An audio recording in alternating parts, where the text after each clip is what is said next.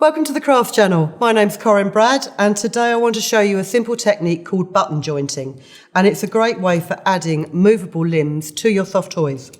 Just like on this little memory bear here, his arms and legs move around so he can stand up, drunkenly stand up, or he can sit down. And again, same with this little mouse here. He can sit on his haunches, or he can sit down with his feet up. Now, this way of jointing a soft toy is not a safety joint, but I found actually I prefer button jointing because it's so much easier to position your limbs because you work from the outside, whereas with a safety joint, you have to fit the joints into your pieces before you stuff them and close them. So, if you are making a soft toy for a very small child, it's not advisable to button joint because they can pull off. The other thing that it's quite handy to use is like a heavy duty thread. It doesn't have to be too thick, but it has to be quite a strong thread. Because if you are giving it to a child, and a child is one of these kids that just wants to spin the arm round and round and round, the threads inside will eventually get twisted and they may snap. But if you're making a soft toy to sit on a shelf, just more as an ornament than as a plaything, this is the best way to do it. Now, I'm afraid I'm just going to undress Harriet Hare a second. Just make sure I don't pull her little pom-pom tail off.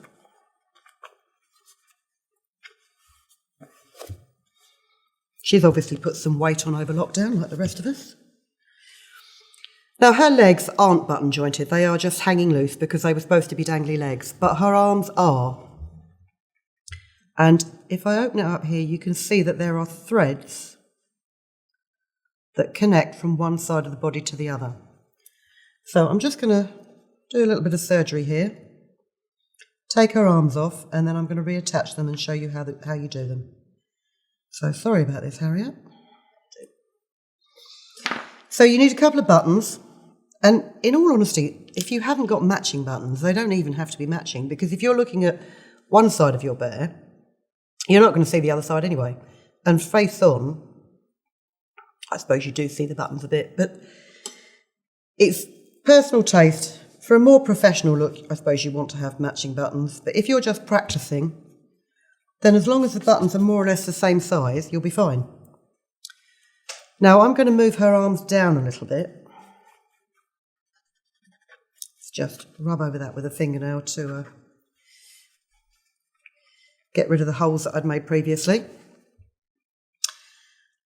And I've got a long needle. Now it's almost like a cruel needle, but it's quite long. It's about 7 centimetres long.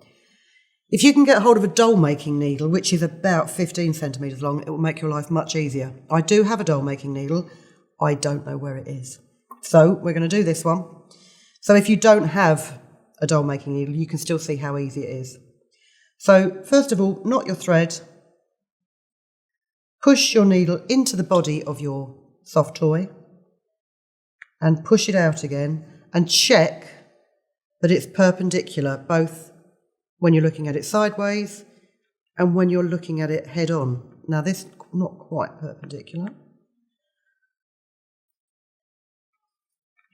And pull it right through. Decide where you want to joint your arm, and I normally take a centre point from this curve, so what would be the centre of the circle. Run your needle up through it, through 2 holes of your button, back down, check and see where it comes out. Because you want to try not to cross the threads, and you especially want to try not to run your thread through your thread, because in a minute you're going to have to tighten things up. And it's much easier if nothing's been crossed. Pop it back into the body and out the other side.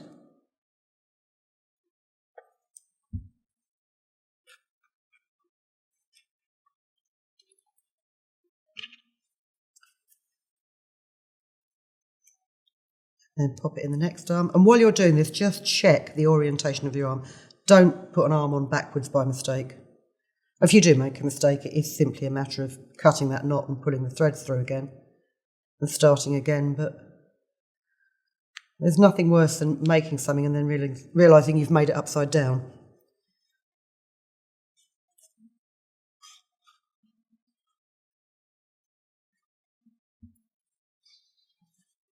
So you've now attached both arms, and you're going to run this thread back through the body,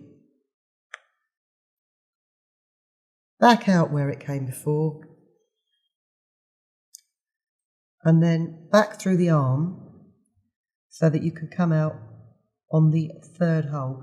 This is the trickiest part, is finding that hole from the inside.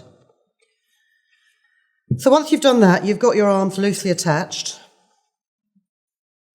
Give your thread a squeeze and push in the arms and just gently tug it. And what that will do is that will evenly tighten up all the threads. If you just pull one thread, it will just pull that last thread that you've done. And you may well find you've got loose threads inside the body, and over time they will start to adjust and your limbs will get a bit floppy. So push it in, give it a bit of a tug. And then simply, what you should be able to do, if you've made sure that everything's been straight as you've done it, it would help if I actually showed the camera what I was doing here. Perhaps I need a head-mounted camera, do you think? Pop that back in the other hole, right through the body, right back out to the other side. Oh, there you go. That was actually easier than it's ever been in real life. And just keep tightening those threads up as you work.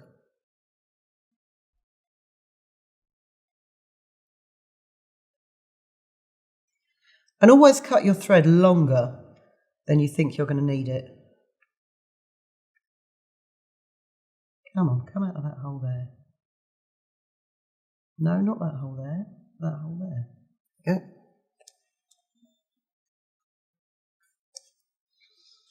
And adjust that tension every time you stitch.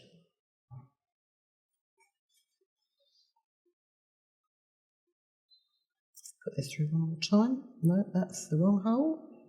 There you go.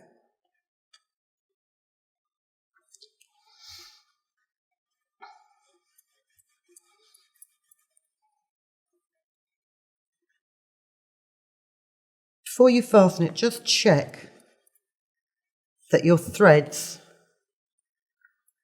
are even. And then to fasten it off, just pop it through the hole and bring it out in your soft toys armpit, and then run a couple of stitches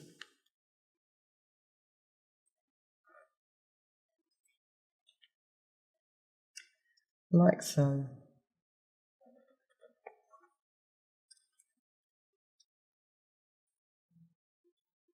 Before knotting it. And then what I always do is, rather than cut my thread off at the knot, I'm going to pass it through the body, bring it out over here somewhere, and trim it off there. And then that way you've got a much longer end of thread laying inside the body, won't get disturbed, it's much less likely to come undone. So there you have it. Little jointed arms there. I'm going to squeeze her back into her pinafore in a second. But a very simple way to joint arms and legs on soft toys that are designed for older children or just to sit on a shelf as a decoration. I hope that's helped.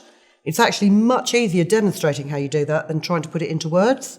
So get button jointing, get making soft toys, and come and see us again very, very soon. Thank you for watching. If you've been inspired to create, please share your makes with us in the comments section below.